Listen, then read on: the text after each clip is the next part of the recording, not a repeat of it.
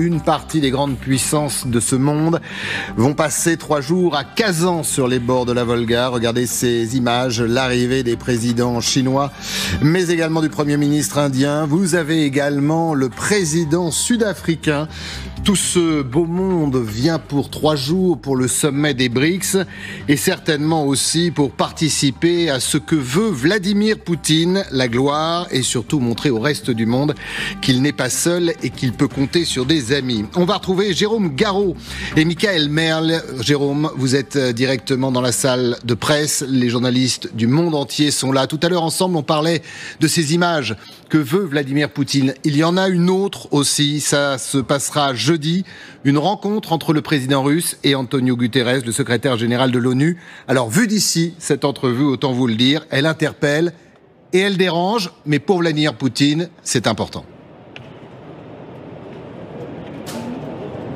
Bonjour, oui, c'est vrai que d'un point de vue européen ou américain, cette venue d'Antonio Guterres est surprenante, mais étant donné qu'il est le secrétaire général des Nations Unies, sans doute peut-il difficilement ignorer cet événement des BRICS plus maintenant qui sont un petit peu plus nombreux, qui représentent, je sais que vous allez en parler bientôt, mais qui représentent quasiment 50% de la population mondiale, près d'un quart du PIB mondial. C'est aussi le reflet de nouveaux équilibres géopolitiques qu'il est difficile d'ignorer. Et dans le même temps, c'est vrai que ça tombe assez mal puisque ce sommet des BRICS cette année est accueilli en Russie, à Kazan, que Vladimir Poutine va sans doute utiliser ces images. D'ailleurs, la rencontre bilatérale avec Antonio Guterres aura lieu jeudi. Jeudi, ce sera le moment où Vladimir Poutine, un petit peu en chef d'orchestre, va clore ce sommet avec une grande conférence de presse. Et pour lui, évidemment, c'est un moment qui va compter. Ah, nos chers médias français, si intègres, si honnêtes, si objectifs, dont LCI est de loin le meilleur représentant. Voilà le fameux Antonio Guterres qui débarque chez les BRICS. Et là, même les médias mainstream européens et américains sont forcés d'en parler. Pas qu'ils le fassent avec joie, mais bon. Difficile d'ignorer un événement qui rassemble près de 50% de la population mondiale et un quart du PIB global. Ça serait un peu gros, non? Oui, même eux, les masses médias, se sentent obligés de relayer l'info. Ils n'ont plus le choix, parce que là, on parle de nouveaux équilibres géopolitiques, que même leurs patrons ne peuvent plus enterrer sous les discours de l'OTAN. Et puis, quelle ironie, le sommet est en Russie. Kazan, précisément. Et qui d'autre que Vladimir Poutine pour en profiter, ce jeudi? Il va orchestrer une belle rencontre bilatérale avec Guterres, suivie d'une conférence de presse finale où il va faire son show. Vous voyez le tableau? Guterres, Poutine, les caméras braquées, et les médias qui n'ont d'autre choix que de suivre le script. Ah, c'est sûr que ça pique un peu pour l'Occident, surtout quand les BRICS, qu'ils préféraient ignorer, sont devenus un bloc mondial incontournable. Mais bon, les masses médias, ils sont là, comme toujours, à rattraper le retard, eux qui continuent de chanter l'isolement de la Russie, alors que le monde entier se réunit autour d'elle. Cette analyse de ce rendez-vous important, Laura nous a rejoint, donc on va voir quelle importance justement ont ces BRICS dans le monde, économiquement, également en termes de démographie, mais d'abord sur ces 3 jours passés, l'importance et peut-être les retombées. Écoutez, moi je pense que c'est certainement pour le président Poutine un succès en termes d'image, parce que faire venir chez lui tous ces présidents, alors que lui-même est considéré comme un paria en dehors de cette zone des BRICS. Oui, parce qu'il faut le dire, il ne peut pas se déplacer. Il a un mandat d'arrêt quand même sur sa tête. Donc, et alors en particulier, voir le secrétaire général des Nations Unies se déplacer sur place. Ça vous choque, ça? Moi, je trouve que c'est à tout le moins un grand questionnement sur le rôle des Nations Unies aujourd'hui, d'aller voir un paria sur place en Russie aujourd'hui, alors que c'est lui qui, il y a maintenant un peu plus de 2 ans, a déclaré la guerre contre l'Ukraine. Moi, je trouve que c'est frappant et je trouve que c'est même désolant. Pierre-Antoine Donnet, c'est expert proclamé et autoproclamé. Si désolé que le paria Vladimir Poutine ne finisse pas dans une cellule en Mongolie. Mais quelle blague! Vous croyez vraiment que le président russe ressemble à un paria aux yeux de 4 milliards de personnes, monsieur Donnet? Non. Évidemment que non, et vous le savez.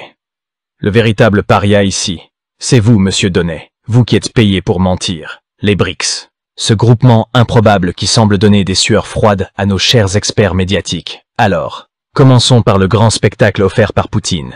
Oui, vous savez, ce paria autoproclamé de la scène internationale. Parce que bien sûr, C'est toujours fascinant de voir comment un homme avec un mandat d'arrêt international parvient à attirer chez lui toute une flopée de chefs d'État venus des quatre coins du monde. Pas mal pour un paria censé finir au tribunal de la CPI et en prison, non?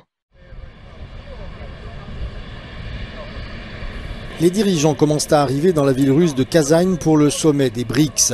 Ils seront reçus dans les prochaines heures par le président Vladimir Poutine. Le chinois Xi Jinping, l'indien Narendra Modi et le sud-africain Cyril Ramaphosa ont été accueillis par une garde d'honneur et des plateaux de desserts et d'autres mets russes à leur arrivée à l'aéroport. Seul absent de marque lors de ce sommet, le président brésilien Lula da Silva qui a annulé sa participation suite à une blessure à son domicile. Il sera tout de même présent par liaison vidéo. Les pays BRICS d'origine, Brésil, Russie, Inde, Chine et Afrique du Sud ont été rejoints par l'Iran, l'Égypte, l'Éthiopie, les Émirats arabes unis et l'Arabie saoudite en janvier dernier.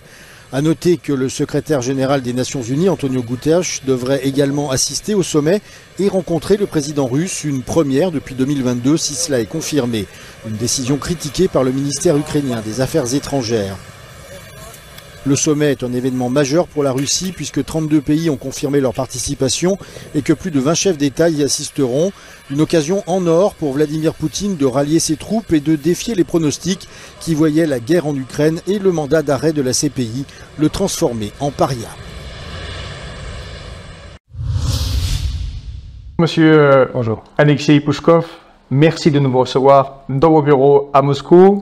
Vous êtes sénateur, membre, président de la Commission pour l'information et les médias du Sénat, donc de Russie, la Chambre haute. Auparavant, vous avez été président de la Commission des affaires étrangères de la Douma. Vous êtes journaliste, géopoliticien, vous avez une très très grande carrière en Russie, vous venez d'une famille de grands diplomates, vous êtes vous-même né à Pékin, vous parlez de très nombreuses langues et chacun va le découvrir parfaitement français. Je crois qu'il y a des Français qui aimeraient parler comme vous. Vous avez fait le MGIMO, qui est la grande sorte, pour que nos auditeurs comprennent, c'est une sorte d'ENA russe, mais très orienté sur les dernières affaires étrangères.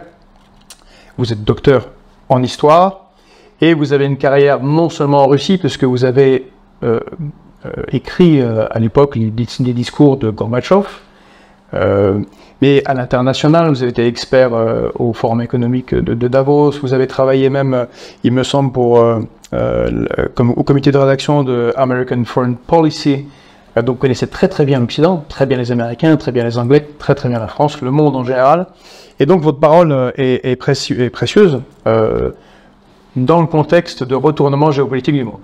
Nous sommes venus en Russie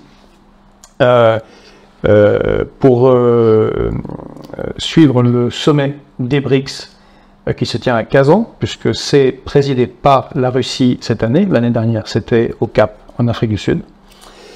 Et en première question, je voudrais vous demander qu'est-ce que représentent pour vous les BRICS et en quoi c'est un moment important que ce sommet-là particulier à Kazan. Ce sommet, c'est un tournant. C'est un tournant dans le développement du système international. Il y a toujours des événements et des dates symboliques.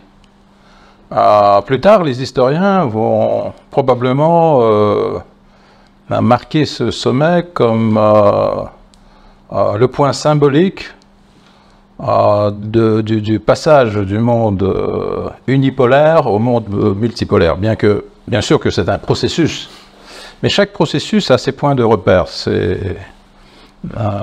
ses éléments décisifs. Le BRICS, qui a commencé il y a une quinzaine d'années en tant que groupe de 4 pays, puis l'Afrique du Sud s'est rajoutée, était considéré dans le monde un peu comme un club alternatif à la G7, mais sans vraiment la profondeur des G7, sans la cohésion des G7 et sans l'influence politique des G7.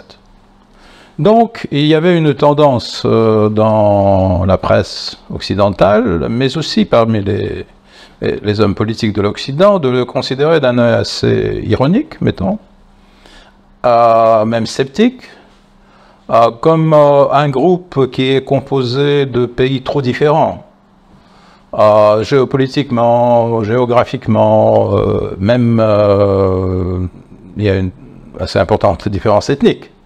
Tandis que le groupe des G7 est plus ou moins consolidé d'après ses critères, à part le Japon. Mais le Japon fait partie de l'Alliance occidentale, bien qu'il ne soit pas membre de l'OTAN. Donc la G7, bien sûr, est un groupe plus consolidé. Mais à bout de ces 15 années, l'Occident, et le monde entier d'ailleurs, vient de découvrir que le BRICS a vraiment fait un grand saut en hauteur.